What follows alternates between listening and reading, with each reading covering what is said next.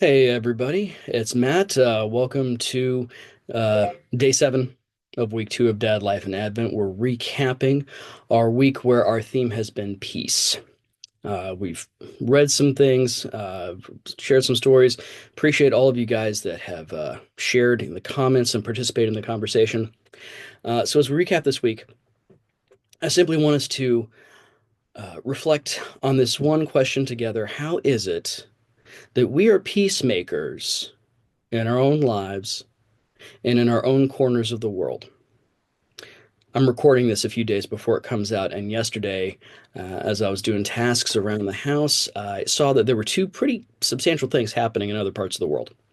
One was the reopening of Notre Dame, the cathedral in Paris that was damaged by a fire, and some pretty incredible things, incredible work went in to restoring it just within 5 years. And they were honoring all of the artisans and craftspeople and all the cool stuff they did to restore this amazing cathedral.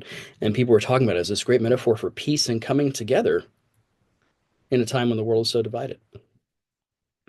Very same time, we're seeing news out of Syria, where the civil war that's been going on there for so many years was coming to a head, and the rebels got into the capital, and it appears that Bashar al-Assad, the leader of Syria, is out of there.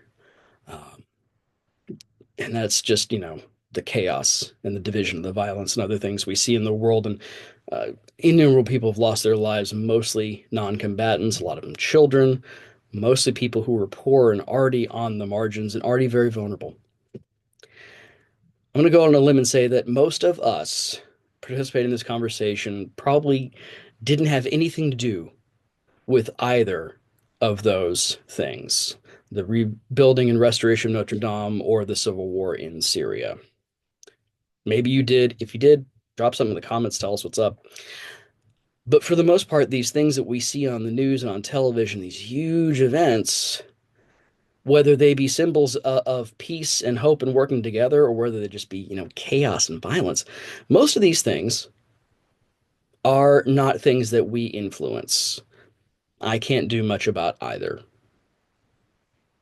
So, what does it mean for me to be a peacemaker when the stuff I see on the news is basically out of my hands? For me, at least, that answer comes, it first of all begins within here, being peace within myself.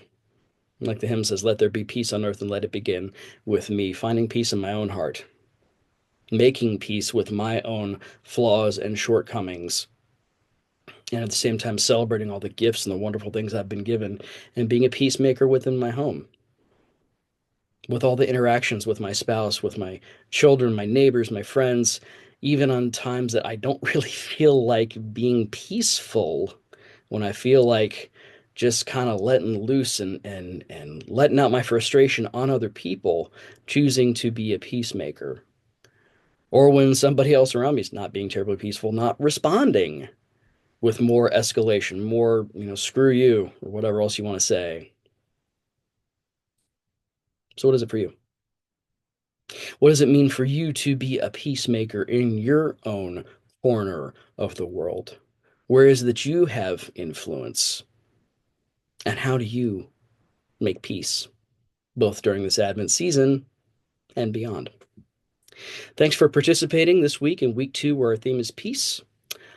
Next week, uh, tomorrow, as a matter of fact, we'll begin a week on the theme of love, where Brian will be sharing a number of things with us. Hope you guys will join us. Please drop more in the comments. Appreciate all you guys participating. Thanks.